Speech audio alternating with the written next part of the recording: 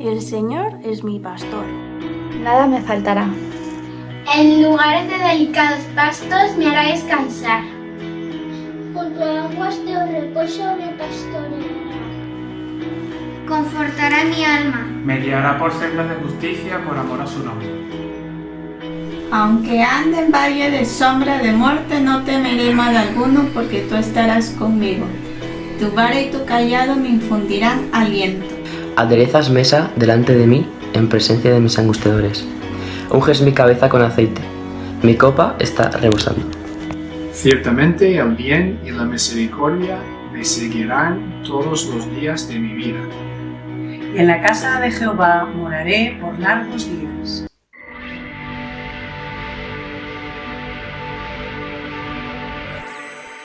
Buenos días, familia. Nos alegra poder estar un día más reunidos como iglesia, ¿no? Y antes de empezar el tiempo de alabanza, me gustaría poder poner este tiempo delante del Señor. Así que, Padre, gracias por un día más, gracias porque el sol vuelve a salir, gracias porque tú eres Dios bueno, tú eres Dios fiel. Gracias porque tú tienes el control sobre todas las cosas, porque tus tiempos son perfectos. Gracias porque tus pensamientos y tus caminos son mejores y son más altos que los nuestros, y en eso descansamos.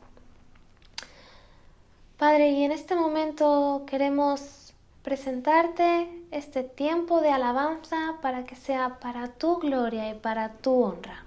En tu nombre. Amén. Me gustaría poder empezar este tiempo de alabanza pudiendo cantar quién es Dios. Él es quien hizo los cielos, Él es quien hizo la tierra. Con el poder de su palabra es el Dios que aun los vientos le obedecen, aun las tempestades Él puede calmar. Es el Dios que los muertos puede levantar y que levantará.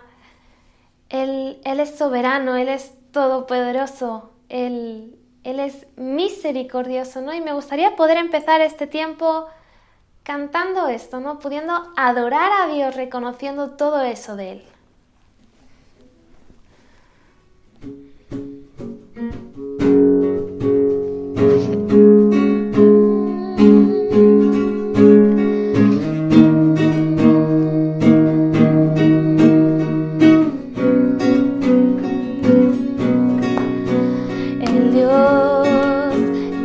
Los cielos y la tierra con el poder de su palabra.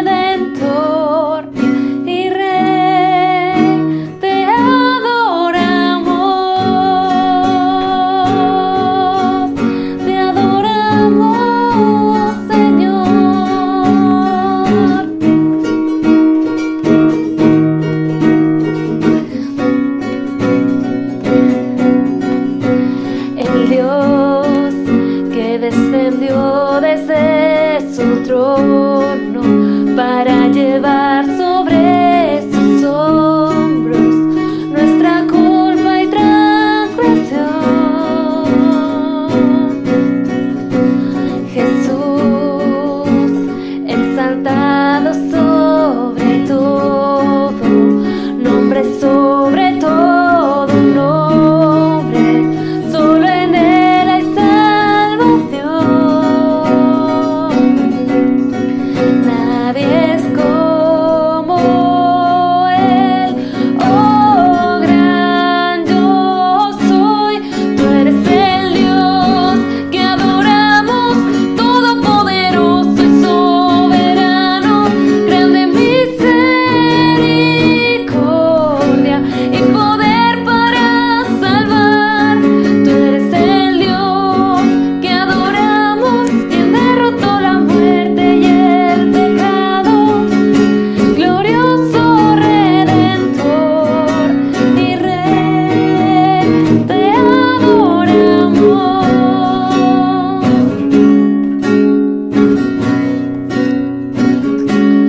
A Él sea la gloria y el poder, todo es de Él y para Él. A Él sea la gloria y el poder, todo es de Él y para Él. Tú eres el Dios que adoramos, todopoderoso y soberano, grande misericordia y poder para salvar. Tú eres el Dios que adoramos, quien derrotó la muerte y el pecado, glorioso Redentor y Rey, te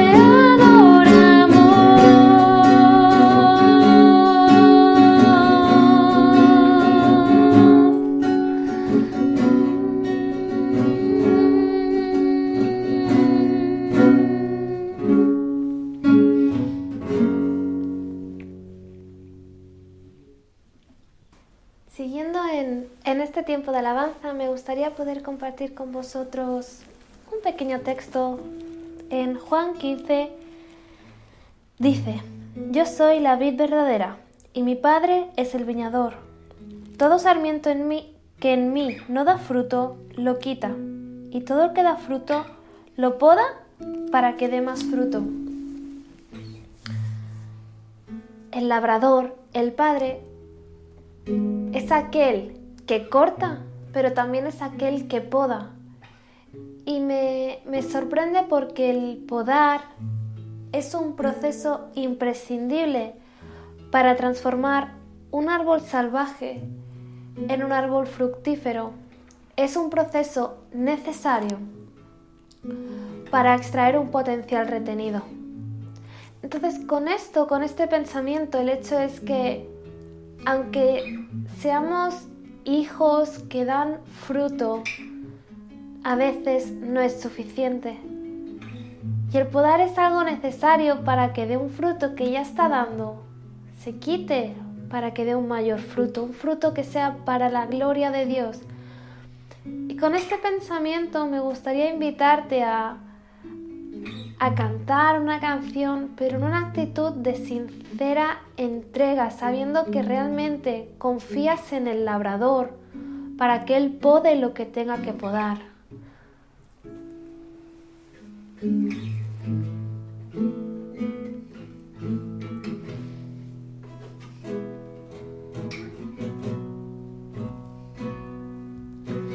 Quiero levantar a ti mis manos, maravilloso Jesús, milagroso Señor. Llena este lugar de tu presencia, haz descender tu poder a los que estamos aquí. Creo en ti, Jesús. que harás en mí. Creo en ti, Jesús, de lo que harás en mí, en mí, en mí. Recibe toda la gloria, recibe toda la honra, precioso Hijo de Dios. Recibe toda la gloria, recibe toda la honra, precioso Hijo de Dios. Quiero levantar a ti mis manos, maravilloso Jesús, milagroso Señor. Llena este lugar de tu presencia, al extender tu poder a los que estamos aquí. Creo en ti, Jesús, de lo que harás en mí. Creo en ti, Jesús, de lo que harás en mí, en mí, en mí. Recibe toda la gloria, recibe toda la honra, precioso Hijo de Dios. Recibe toda la gloria, recibe toda la honra, precioso Hijo de Dios.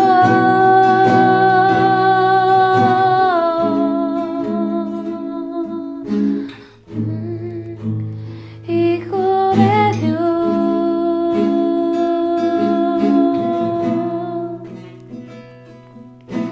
Quiero levantar a ti mis manos, maravilloso Jesús, milagroso Señor. Llena este lugar de tu presencia, haz descender tu poder a los que estamos aquí.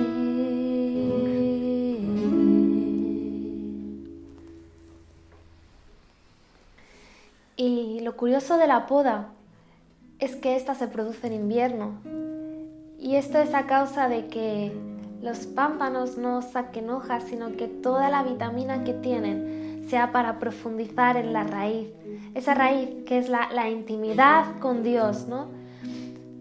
Pero muchas veces no vemos esa raíz.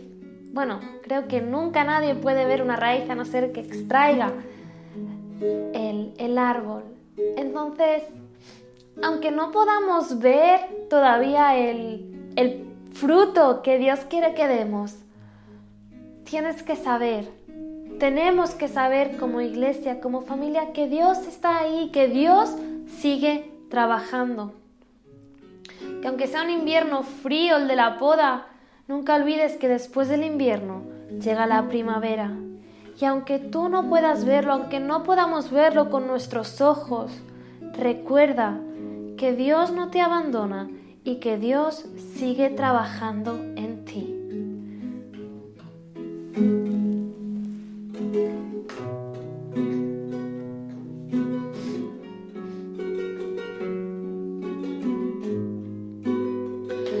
Aquí estás, debemos mover, te adoraré, te adoraré.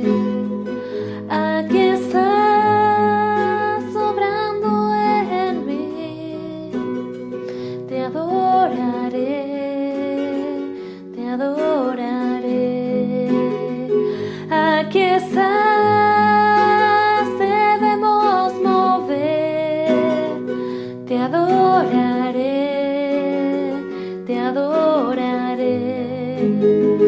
Aquí estás obrando en mí. Te adoraré y te llamamos milagroso. Abres camino, cumples promesas, luz en tinieblas, mi Dios, así eres tú. Milagroso, abres camino, cumples promesas, luz en tinieblas, mi Dios, así eres tú. Aquí estás tocando mi corazón, te adoraré, te adoraré. Aquí estás sanando mi corazón, te adoraré, te adoraré, te llamamos milagroso, abres camino, cumples promesas, luz en tinieblas, mi Dios, así eres tú. Milagroso, abres camino, cumples promesas, luz en tinieblas, mi Dios, así eres tú. Así eres tú, así eres tú, así eres tú, así eres tú, así eres tú, así eres tú, así eres tú, así eres tú. Aunque no pueda ver, estás sobrando. Aunque no pueda ver, estás sobrando. Siempre estás sobrando. Siempre estás sobrando. Aunque no pueda ver, estás sobrando. Aunque no pueda ver, estás sobrando. Siempre estás sobrando. Siempre estás sobrando. Aunque no pueda ver, estás sobrando. Aunque no pueda ver, estás sobrando. Siempre estás sobrando. Siempre estás sobrando. Aunque no pueda ver, estás sobrando. Aunque no pueda ver, estás sobrando. Siempre estás sobrando. Siempre estás sobrando. Milagroso, abres caminos, cumples promesas, luz en tinieblas, mi Dios, así eres tú. Milagroso, abres camino, cumples promesas, luz en tinieblas, mi Dios, así eres tú. Así eres tú, así eres tú, así eres tú, así eres tú. Milagroso, abres camino, cumples promesa, luz en tinieblas, mi Dios, así eres tú.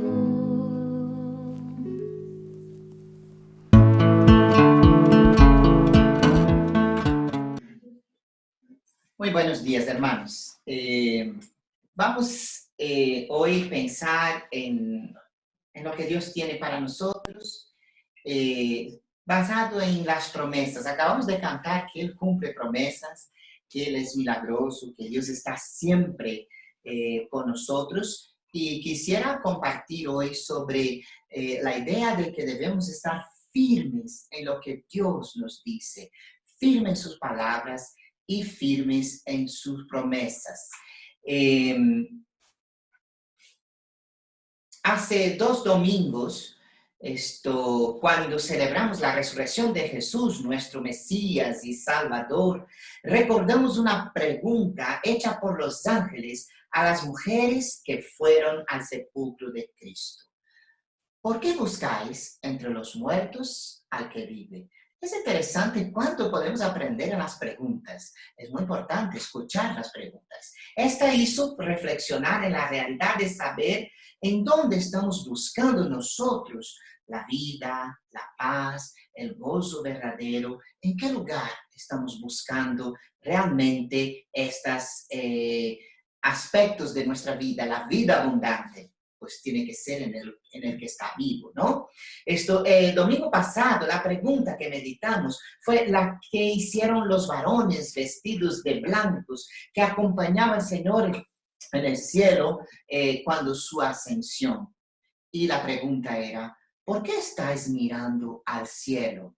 Y veíamos que nuestro Salvador y el mismo Dios espera de todos mucho más que la contemplación, mucho más que el hecho de disfrutar de la salvación que Dios nos ofrece. Hoy vamos a una tercera pregunta hecha a los discípulos, tratando de reflexionar en ella para aprender nuevas enseñanzas de Dios para nuestra vida. Está fundamentada en el Hechos capítulo 2. Vamos a hablar sobre este momento de Hechos capítulo 2, la venida del Espíritu Santo, la predicación, 3,000 convertidos, ahí estaremos. Pero quisiera ahora mismo leer el versículo 37 que dice, al oír esto, se compungieron de corazón y dijeron a Pedro y a los apóstoles, varones hermanos, ¿qué haremos? La pregunta es, ¿qué haremos? Esta pregunta ya no fue hecha por los ángeles o por los seres celestiales, sino que fue hecha por una multitud compungida y tocada, ansiosa por saber qué era necesario hacer para tener la salvación. Esta pregunta nos revela una verdad muy importante. Nos revela que las multitudes, tanto en la época de Jesús como en la de los apóstoles, y sin duda hoy, continúan sin conocer el camino que les puede guiar a vida eterna. ¿Qué haremos? Fueron impactados, aquella multitud fue impactada, fueron impactados aquellos seres que allí estaban por lo sucedido, por la manifestación gloriosa y fidedigna del derramamiento del Espíritu Santo que los discípulos estaban esperando en el aposento alto. También fueron impactadas por la predicación del Evangelio por boca de aquellos discípulos. Y es pensando en ese texto que quisiera meditar cuando veo el texto de Hechos capítulo 2. Hay 3 cosas que quisiera meditar en esta mañana y que el Señor me habla. Primero, unanimidad, el milagro de la iglesia. El milagro más revelador de la iglesia de Cristo en esta tierra es la unidad causada por el Espíritu Santo en medio de la congregación de los salvados. Siempre me impacta cuando nos vemos en unidad adorando a Dios, todos de diferentes lugares, de diferentes familias, de diferentes contextos, de diferentes caracteres, de diferentes pensamientos, de diferentes momentos que estamos viviendo en nuestras vidas, edades, etcétera, etcétera. Vamos a ver el texto de Hechos 2, 1-4, que dice, cuando llegó el día de Pentecostés, estaban todos unánimes juntos. Y de repente vino del cielo un estruendo como un viento recio que soplaba, el cual llenó toda la casa donde estaban sentados. Y se les apareció lenguas repartidas como de fuego, asentándose sobre cada uno de ellos. Y fueron todos llenos del Espíritu Santo y comenzaron a hablar en otras lenguas según el Espíritu les daba que hablasen. La naciente iglesia de Cristo estaba unánime y no olvidemos que estaban juntos a la espera de la promesa sobre la venida del Espíritu Santo. Esto sin duda me recuerda muchísimo la oración de nuestro Señor Jesús por su iglesia, por sus discípulos, cuando dice allá en Juan, en el capítulo 17, versículos 20-21, dice, mas no ruego solamente por estos, sino también por los que han de creer por la palabra de ellos, para que todos sean uno, como tú, oh Padre, en mí, y yo en ti, que también ellos sean uno en nosotros, para que el mundo crea que tú me enviaste. La unidad y consecuentemente la unanimidad es realmente un milagro que solo Dios lo puede hacer. Y me estaba ahí en las oraciones del Señor, que ellos sean uno. Y ellos daban ejemplo, como tú y yo, como el Padre y el Señor Jesucristo. Podemos ver esto hoy en nuestra propia realidad, donde la unanimidad y la unidad es realmente algo utópico. Los líderes políticos solo luchan, por ejemplo, por sus intereses y son incapaces muchas veces de estar unánimes en una meta frente a una necesidad tan grande. Mi deseo es que quiera Dios que la iglesia hoy entienda de verdad que no hay derramamiento del Espíritu donde hay odios, donde hay rencores, donde hay sed de protagonismo, donde hay falsedades, separación, en fin, divisiones. Pablo, hablando a los corintios y a la iglesia de Corintios, nos dice lo siguiente: os ruego pues, hermanos, por el nombre de nuestro Señor Jesucristo, que habléis todos una misma cosa, y que no haya entre vosotros divisiones, sino que estéis perfectamente unidos en una misma mente y en un mismo parecer. Qué interesante ese texto, hermanos. Cuando pienso en él, primero veo que es un ruego pero es un ruego que él está haciendo a la iglesia. Y veo que lo que él está pidiendo tiene un patrón elevadísimo, casi que utópico.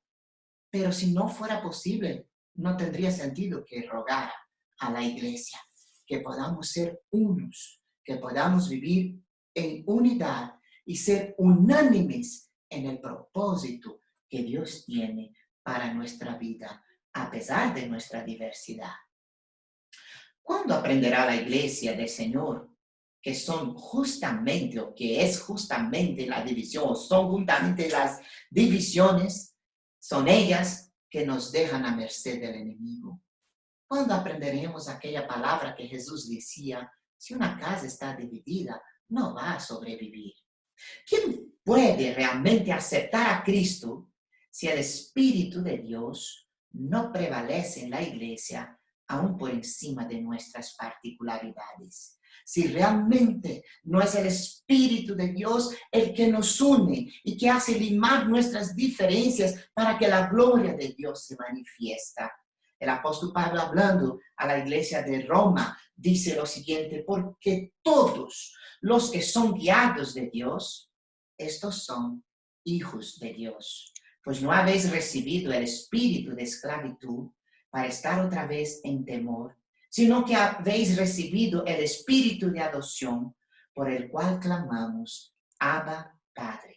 El Espíritu mismo da testimonio a nuestro espíritu de que somos hijos de Dios. Y si hijos, también herederos de Dios y coherederos con Cristo, si es que padecemos juntamente con Él, para que juntamente con Él seamos glorificados.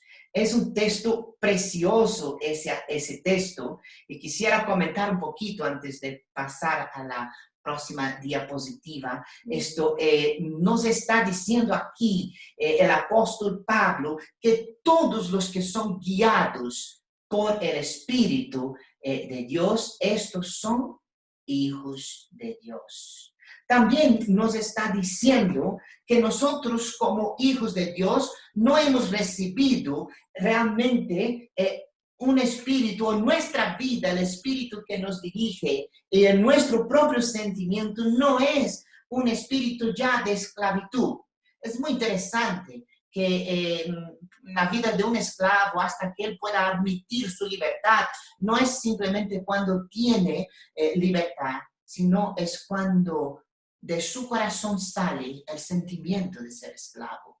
Y él está diciendo aquí que Dios no nos dio ya el sentimiento de esclavos, sino que nos dio un espíritu, un sentimiento realmente de que somos hijos. Y hay una diferencia entre sentirse esclavo y otra entre sentirse hijos. Y él entonces, el apóstol Pablo nos va a decir también que si tenemos el Espíritu de Dios y somos sus hijos, entonces somos también herederos de Dios. Y mirad lo que nos dice, es algo muy grande, coherederos con Cristo. Pero dice algo muy importante, si es que hay una condición aquí, juntamente, unánimemente, padecemos con Él, para que también juntamente, unánimemente, seamos glorificados. Qué interesante texto, hermanos. Podríamos hablar horas de este texto.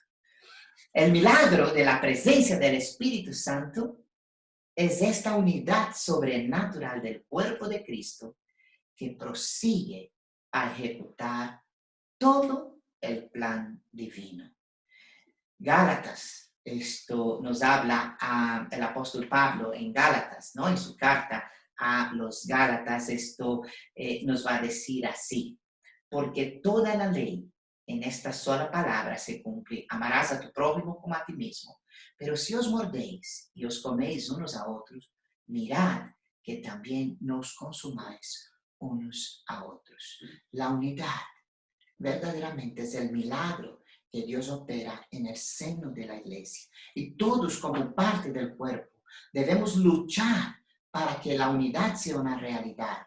Y cuando de cualquier manera, sea que luchemos abiertamente o dejemos de luchar para que la unidad sea una realidad, eso demuestra que el cuerpo comienza a estar enfermo. El segundo aspecto que quisiera dejar hoy es que la comunicación de la verdad de Dios, esta es nuestra misión. La unidad es el milagro, es la acción de Dios, pero la comunicación de la verdad es la misión de la iglesia. Dice, el Espíritu Santo vino y todo lo prometido se cumplió, como también todo se cambió. Es interesante, hermanos, que el miedo y la tristeza, el sentimiento de abandono se convirtieron en coraje y poder. Aquellos hermanos que estaban allí sin saber qué hacer, esperando que viniera el Espíritu Santo y no sabían cómo proceder en un futuro próximo, ahora cambiaron radicalmente de posición y hombres y mujeres simples, sin tanta gloria humana, eran capaces de comunicar sin miedo y hasta de forma sobrenatural las buenas nuevas de salvación. Qué interesante el cambio que produce el Espíritu en la vida de aquellos que están dispuestos a seguir y a obedecer al Señor. Y dice el texto en Hechos 2:4, y todos fueron llenos del Espíritu Santo y comenzaron a hablar en otras lenguas, según el Espíritu les daba que hablasen. Ser llenos del Espíritu Santo es la clave para ser comunicadores de la gracia de Dios. Ser llenos del Espíritu Santo es la capacitación genuina para hacer en esta tierra una evidencia clara del obrar de Dios en el ser humano. Ser llenos del Espíritu Santo es donde la iglesia y el siervo, la sierva de Dios, encontrarán suficiente poder para ser testigos hasta el fin de la tierra y diría yo el fin de este tiempo. En Hechos capítulo 2, versículos 8 a 11, entonces nos relata lo siguiente. ¿Cómo pues les oímos nosotros hablar cada uno en nuestra lengua y en la que hemos nacido? Partos, medos, elamitas, y los que habitamos en Mesopotamia, en Judea, en Capadocia, en el Ponto, en Asia, en Frigia, en Panfilia, en Egipto, en las regiones de África, más allá de Cirene, y romanos aquí residentes, tanto judíos como prosélitos, cretenses y árabes, les oímos hablar en nuestras lenguas las maravillas de Dios. Qué interesante ese texto. Y quisiera resaltar una cosa que yo veo. Hermanos, lo más importante no era que hablaban en lenguas, que eso ya es grande. Imaginaros, todo el mundo hablando en las lenguas que están ahí, esto dicha de gente hasta de África y más allá del norte de África. Eso es grande. Tampoco que todos los presentes escuchaban el mensaje en su lengua materna. Eso entonces es grandioso, pero no es lo más importante. Porque el hombre siempre mira las cosas desde su perspectiva, pero de parte de Dios, su mirada es mucho más elevada. ¿Sabe cuál era el mayor milagro? El mayor milagro aquí es que escuchaban las maravillas de Dios. Escuchaban sobre las maravillas de Dios. Eso me recuerda cuando Jesús dijo entonces a los judíos que habían creído en él: si vosotros permaneciereis en mi palabra, seréis verdaderamente mis discípulos y conoceréis la verdad, y la verdad os hará libre. Es la verdad de Dios, no mi verdad. Es la palabra de Dios, no tu teología. Es la palabra de Dios, no lo que tú crees, que verdaderamente nos hace escuchar las maravillas de Dios. Y aquellos que escuchan las maravillas de Dios son hechos libres. A medida que escuchamos y conocemos la verdad de Dios, es cuando somos libres. Es necedad, hermanos, querer hacer la obra de Dios sin estar llenos del Espíritu Santo. Casi mejor no hacerla. El tercer y último aspecto que quisiera dejar es que la iglesia que comunica la verdad glorifica a Dios. Dice el texto: sepa pues, ciertamente, toda la casa de Israel, está hablando el apóstol Pedro, que a este Jesús a quien vosotros crucificasteis, Dios le ha hecho Señor y Cristo. Al oír esto, se compungieron de corazón y dijeron a Pedro y a los apóstoles: varones, hermanos, ¿qué haremos? Pedro les dijo: arrepentíos y bautícese cada uno de vosotros en el nombre de Jesucristo para perdón de los pecados y recibiréis el don del Espíritu Santo. Pedro es categórico, declara aquí categóricamente a todos aquellos que celebraban Pentecostés. Pentecostés era la fiesta de la cosecha, donde recordaban también cuando Moisés había recibido los 10 mandamientos. Y él va a decir que a este Jesús que fue crucificado, Dios lo hizo Señor y Cristo. O sea, Dios lo hizo Salvador y el Señor de toda la humanidad. Esta verdad, hermanos, fue reveladora para todos aquellos que estaban presentes. El Mesías estaba vivo. El Mesías había resucitado. El Mesías había abierto el camino que nos lleva a Dios. El Mesías era real y la salvación y las promesas todas de Dios con respecto al Mesías se cumplían en aquel momento. Muchos fueron tocados por el Espíritu Santo. Y cuando alguien es tocado por el Espíritu Santo, lógicamente se arrepintieron. La pregunta entonces vinieron a todos: ¿qué haremos? Cuando el Espíritu actúa, es Él el que convence. Pero yo os digo la verdad, nos dijo el Señor Jesucristo. Os conviene que yo me vaya, porque si no me fuera, el Consolador no vendría a vosotros. Mas si me fuere, os lo enviaré. Y cuando Él venga, convencerá al mundo de pecado, de justicia y de juicio. Y hermanos, eso nos hace recordar lo que veíamos domingo pasado, la profecía que Dios dio a través del profeta Joel, que vendría el Espíritu Santo y sería derramado. Y cuando el Espíritu Santo llena y es derramado y nosotros somos canales o cuencos donde el Espíritu Santo puede ser derramado, entonces es una ventaja vivir llenos del Espíritu Santo, porque Él lleva a los demás a que puedan ser convencidos del pecado, de la justicia y del juicio. ¿Quién convence al mundo del pecado y del juicio? Ni siquiera en nuestra inteligencia podemos hacerlo, sino del Espíritu Santo de Dios. La verdad siempre apunta a la dirección de Dios. Dios nunca deja de tener razón, tanto en lo que dice como en lo que promete y en la manera en que se revela. De hecho, hoy en la escuela dominical estudiamos eso, ¿verdad? Esto es su omnipresencia y su sabiduría no tiene parangón, no tiene nadie que pueda hacerle frente. Y aquel que cree verdaderamente en el Señor va a descubrir que siempre, nunca se equivoca.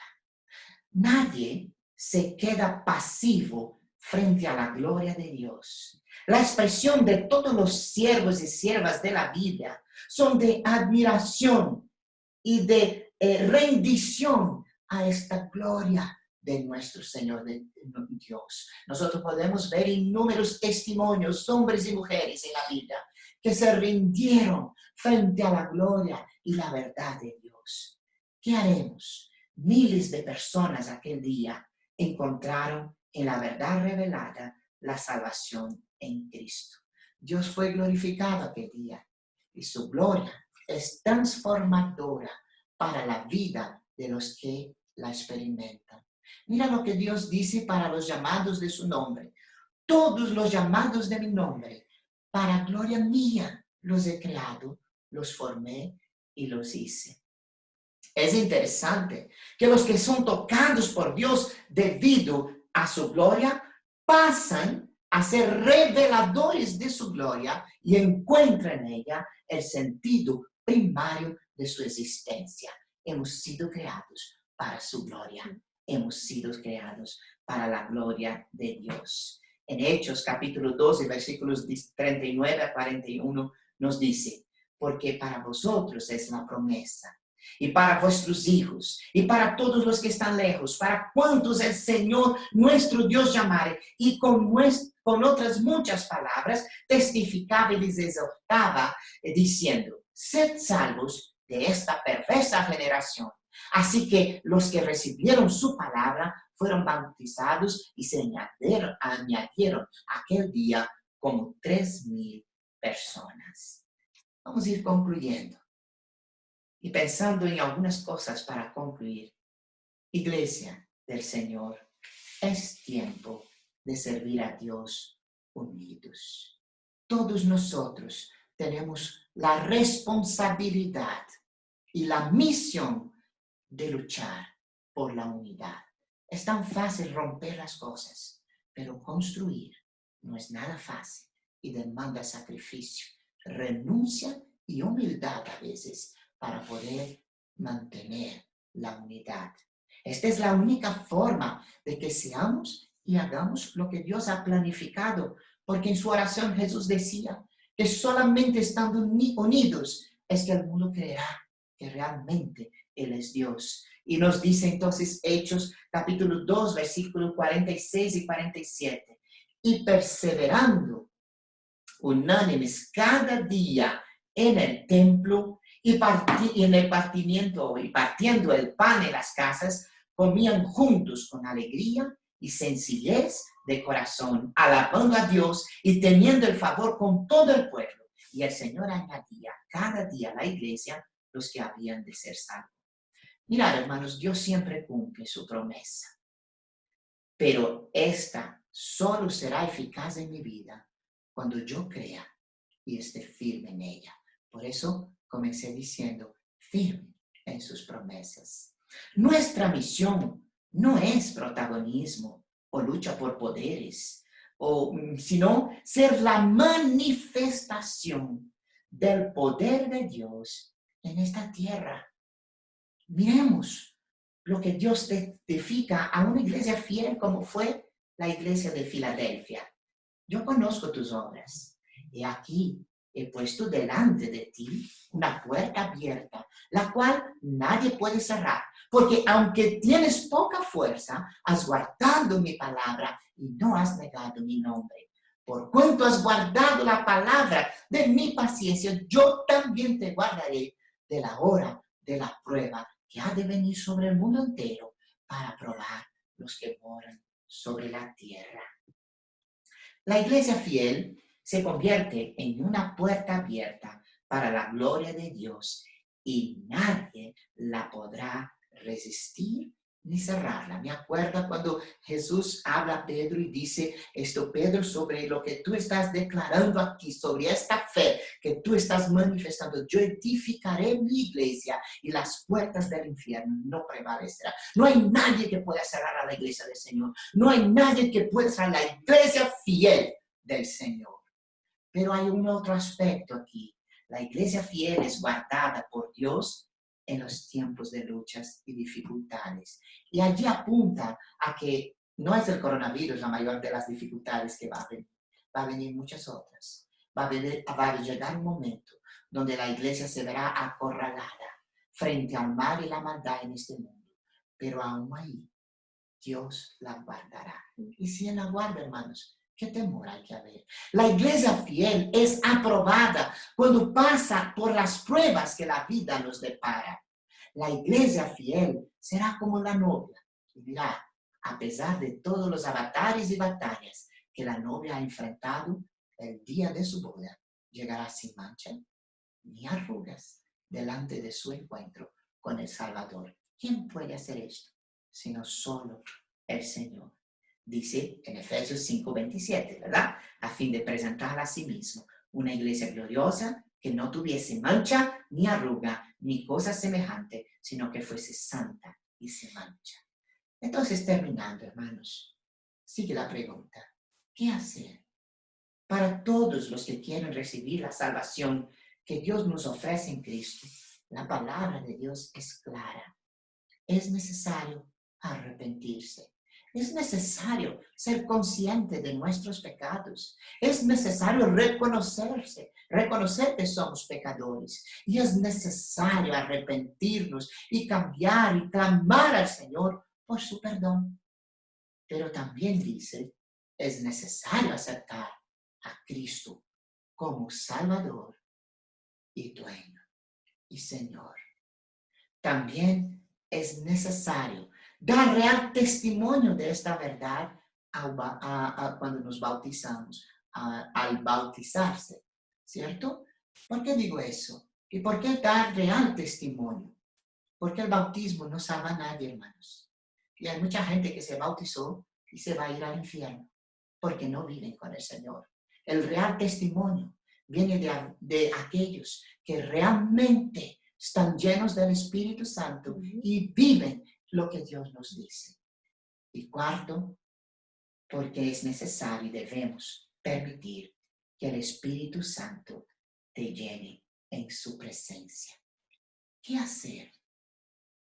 Quizá una respuesta corta para la iglesia es: llénate, llenémonos, llenaos del Espíritu Santo de Dios.